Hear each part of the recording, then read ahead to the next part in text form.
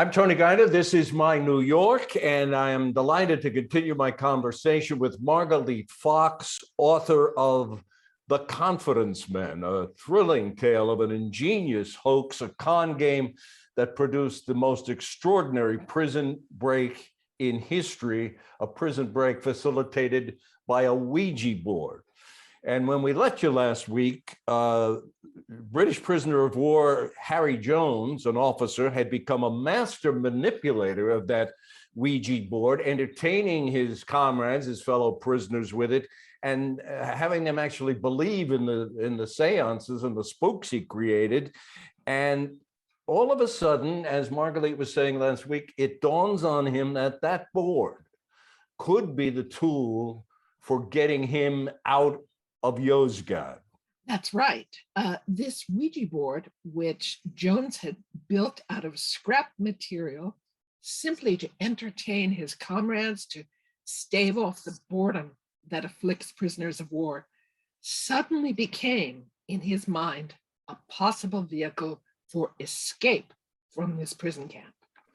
I guess at this point we should introduce to the audience the captors, the commandant, and you mentioned his right-hand man last week, who the men have dubbed the Pimple. But tell us a little bit about the captors, and especially the commandant. The commandant was a Turkish Ottoman army major named Kazim Bey. He was a cold, aloof, erect, silver-haired, late in life Ottoman army major. And he imposed a really draconian stricture on the camp that affected everything everyone did.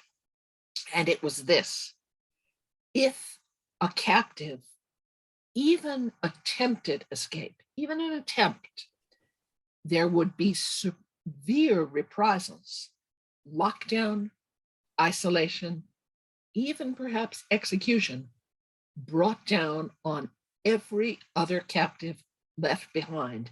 And so for Harry Jones and Cedric Hill, our heroes, and the 100 other British officers interned there at Yozgad, this precluded escape more forcibly than anything could.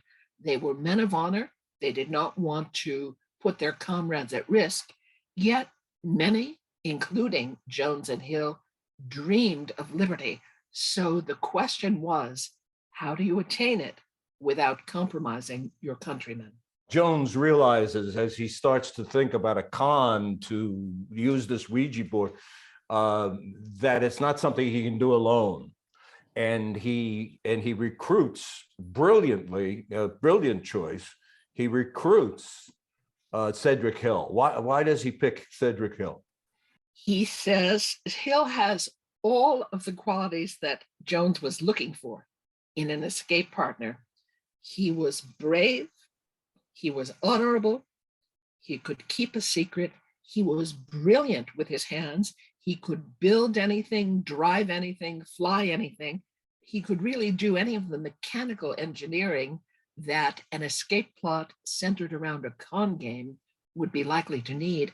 And P.S., he was a skilled amateur sleight of hand artist. So he could literally work magic.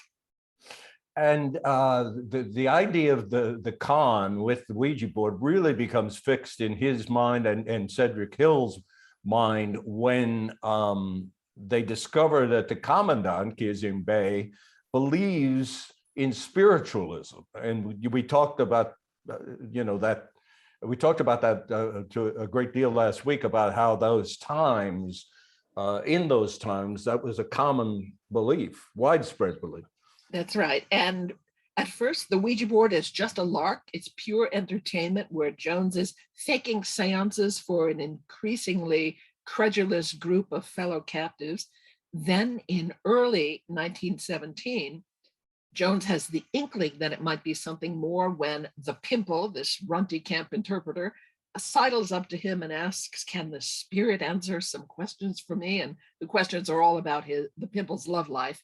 But Jones thinks, aha, if this guy believes, maybe the other captors believe too. And maybe somehow the Ouija board can be parlayed into the centerpiece of an escape plot. A few months later, Jones finds the lure he needs, where the pimple sidles up to him again in great excitement and says, "Can the spirits find a buried treasure?" And as Aha. Jones, who was a lawyer and is very good at subtly eliciting information, as Jones elicits from the pimple, Kiazim Bey, the commandant, and the commandant's chief henchman, known to the British as the cook, have been secretly looking and digging up Yozgad, digging up the countryside for months, looking for a rumored hoard of buried gold that was left there for safekeeping by a local Armenian who, anticipating the coming genocide of 1915, converted his wealth to gold and hid it away. This was widely believed in the Ottoman region at the time. And so Jones now has his aha moment, and he thinks, we'll use the Ouija board to rig a fake treasure hunt. We'll create a scheme, a con game, in which we ensnare our captors.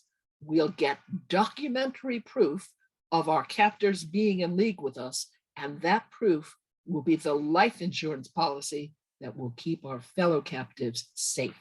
I've heard you refer to the psychological cocktail that Jones and Hill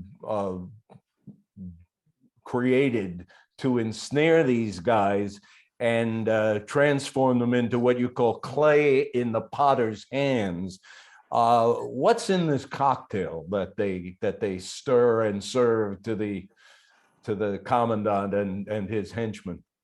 Well, that was what intrigued me from the start, because Jones wrote a memoir, The Road to Endor, about this escape plot, published in 1919, just after the war. Hill wrote a posthumous memoir, published posthumously in 1975, called The Spook and the Commandant. And so the story was known. I laid no claim to having discovered it. It was out there for the taking. But what interested me, looking back from our vantage point, was how in the world could a preposterous scheme like escape via Ouija board actually have worked? What were the ingredients of that cocktail? And with benefit of 100 years of psychological hindsight, that's what I set out to examine in writing my book. And very generally, all con games, including Jones and Hill's, hinge on what psychologists now call coercive persuasion. And it's something that advertisers use. It's something in a benign way educators use. It's something political demagogues use. It's something cult leaders use. And it involves slowly, subtly seducing someone, reeling him in so gently he's not aware of it, but ultimately getting him seduced enough that he suspends all of his critical reasoning faculties and does whatever it is you manipulate him to do or think or believe. You become the Svengali and he becomes your Trilby. And the goal that they set for themselves, Jones and Hill, to escape, was actually contrived, created in the sense that, in the way that the commandant and his henchmen would actually lead them out of Yozgad, lead them out of prison. That was the genius of this plot, as worked out by Jones. If everything went according to plan, and it very nearly did until something terrible happened, if everything went according to plan, their captors would lead them along the road to freedom, and the Ottoman government would pay their travel expenses. How great is that? And needless to say, if you're running a prison camp, if you are caught not only being in league with your captives in seances and various crazy schemes, but leading them on the road to freedom, things are not going to go well for you with your own war office back home. Yeah. Without giving away too much here, perhaps you should tell us how they ensured that not only the con was going to work, they buried clues around and other things, but implicated the commandant and the pimple in the scheme, so the guys they left behind would not be persecuted. Jones and Hill gradually got their captors reeled in enough so that they were holding private seances for them, devoted to the whereabouts of this vast imaginary hoard of buried gold. And Jones and Hill literally made up clues that together would supposedly reveal the whereabouts of this treasure. Hill went out on a pair of homemade skis in the winter on a day much like today in New York and buried these clues. They set the captors to digging up these buried clues, fake clues to a fake treasure. And Hill, using a concealed camera, a miniature collapsible Kodak, which was the newest new thing, actually photographically documented his captors, the camp commandant, digging up clues right next to the captive Jones in this treasure hunt. And so they took 3 photographs. That was the life insurance policy for the captives who remained behind. How does, I mean, we're talking prison, we're talking World War I, we're talking the middle of no place where this is. How does Hill come up with this little camera of his? They were able to get all sorts of things smuggled in. Various captives who needed various kinds of contraband, be it a camera, money, all sorts of things that they weren't allowed to have. There was a whole long list. They got very good at writing to their families back in Britain in coded language, asking them for certain things. And of course, Hill, who is this amazing sleight of hand artist, could, on the pretext of helping camp officials open packages that had come for prisoners and inspect them for contraband, the helpful Hill was meanwhile covertly palming things and pocketing the things he needed. And so that's how he got the camera and film. And he was so brilliant with his hands, he could pretty much make anything they needed out of found objects. And this con actually worked. They were on the eve of setting out on the search for the treasure. And what happened? They're on the eve of setting out, and this story remarkably cleaves perfectly into a classic 3-act structure. And so at the end of Act 2, where you have the buildup of the con appears to start to work, they are literally on the eve of setting out with their captors to find the last clue to the treasure, which, by the way, is on the Mediterranean coast, hundreds of miles south of them. And of course, what Jones and Hill really intend to happen is they will get a boat, drug their captors, bind and gag them, throw them in the boat, sail away to Cyprus, and hand their captors over to the British forces in Cyprus, meanwhile attaining their own freedom. It's the most marvelous gambit if it works.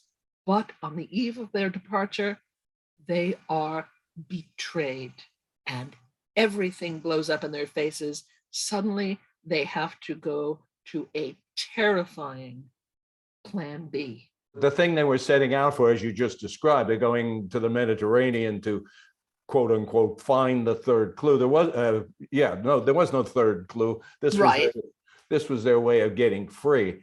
And they're betrayed. What can, without giving away too much, what can you tell us about the betrayal? It was inadvertent. It was by one of their own countrymen, which is what makes it so painful. One of their own countrymen, knowing they would be leaving the camp with their captors, but not understanding why, because of course the whole escape plot was still a deep secret, thinking he was doing them a favor because he feared they would be harmed or even shot en route to wherever they were going. He ratted on them. And so they were not allowed to leave the camp. The whole escape plot was off.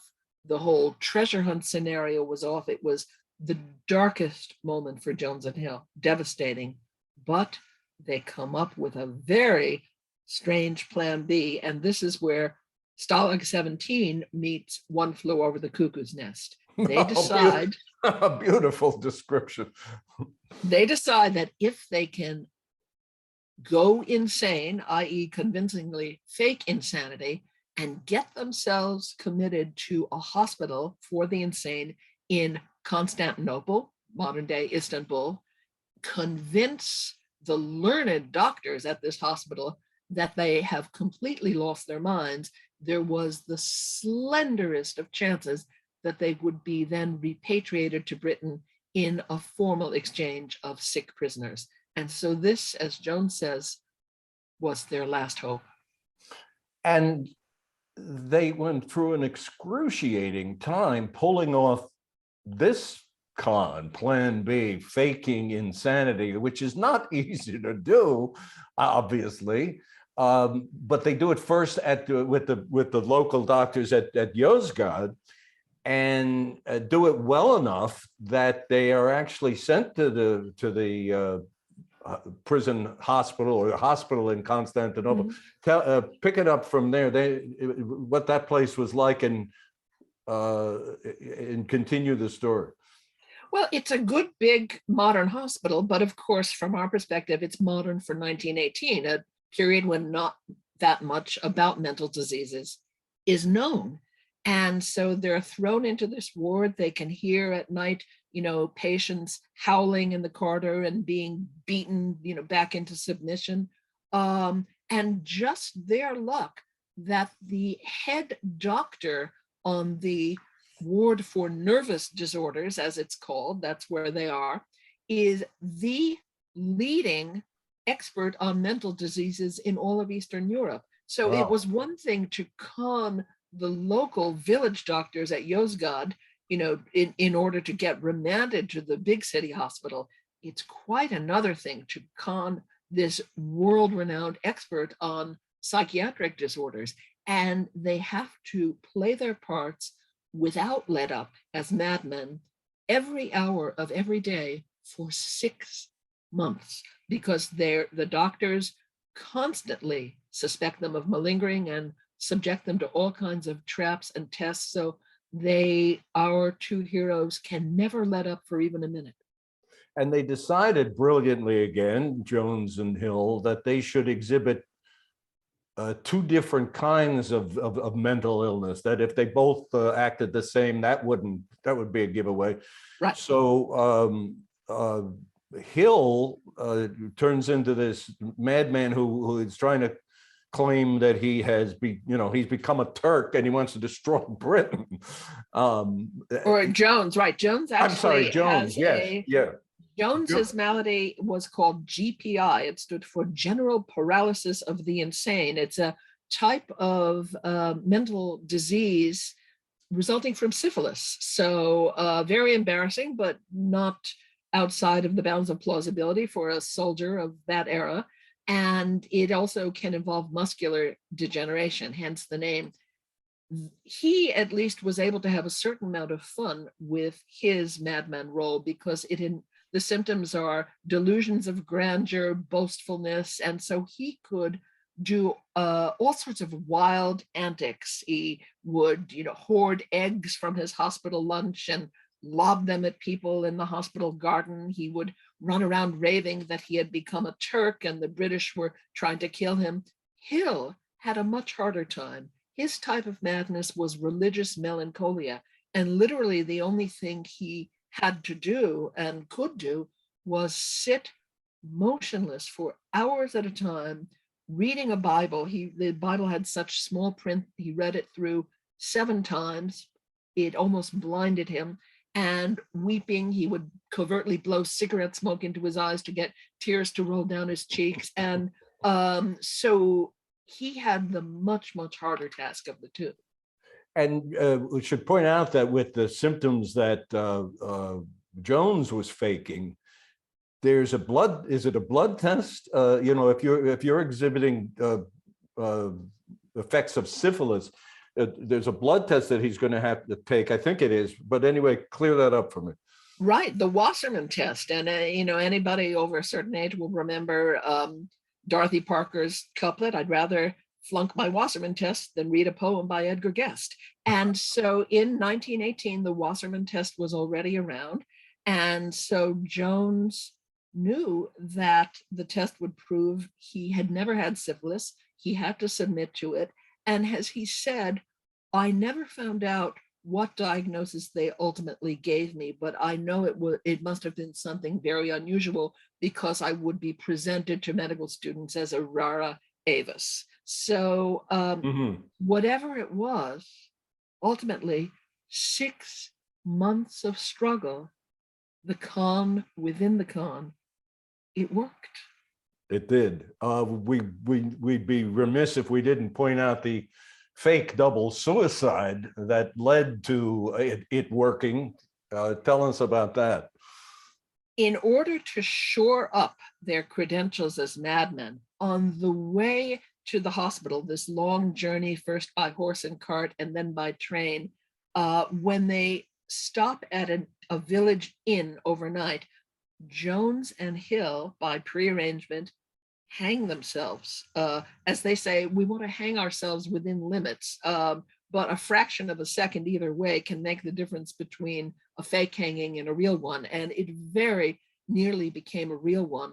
But because of this fake hanging, which put them in agony, there was a local police report. There were reports from all kinds of witnesses. The pimple was accompanying them on the trip. He gave a report. So that helped build their credibility as madmen. And just as with the spiritual con, it's all about fomenting belief, creating a set of conditions that will allow your targets to become more and more credulous.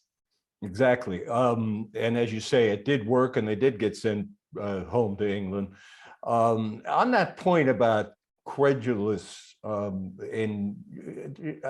might be a tendency for us 100 years later to look at this story and say, oh, these foolish, simple people who bought into this and this ridiculous spiritualism. But I'm thinking that we live in a credulous time. This, 102, 3 years later, we live in a very credulous time. There are millions of Americans today who believe, and one of our major political parties believes, in an absolute falsity. They believe in the truth of something that's demonstrably false, that the election was stolen. So maybe we should reflect on the time we live in too. And this book is kind of an interesting way to do that. Right. This 100-year-old story, which is centered on a con game rooted in coercive persuasion, turns out to be remarkably relevant for our own time. There are millions of people who believe the election was stolen. There are millions of people who believe that they should not take COVID vaccines, that COVID vaccines scramble your DNA, that they put trackers into your bloodstream. There are people who believe that Democrats are running a sex trafficking ring out of a pizza parlor. Everyone knows there's no room in a pizza parlor. Pizza parlors are quite small. And yet, people believe. Why? And I think it's exactly the same mechanism that we saw Jones and Hill use to brilliant effect, here used to dangerous, devastating, and tragic effect, where people have been seduced by demagoguery into abandoning critical reasoning and just taking the easy way out in terms of belief. As one brilliant psychologist I quote in the book said, it's much easier to believe than to doubt, because doubt is active, belief is passive. Exactly. An extraordinary story, The Confidence Men, Margalit, brilliantly written. It strikes me, you mentioned in last week that it was is kind of a buddy thing. It's a bromance, and I wonder if Hollywood is aware of it or has any interest in it. But it really is a bromance between these two guys, Jones and Hill. It absolutely is. Two guys who never would have met otherwise, who couldn't have been from more different backgrounds, and who clearly came to love each other and depend on each other for life itself.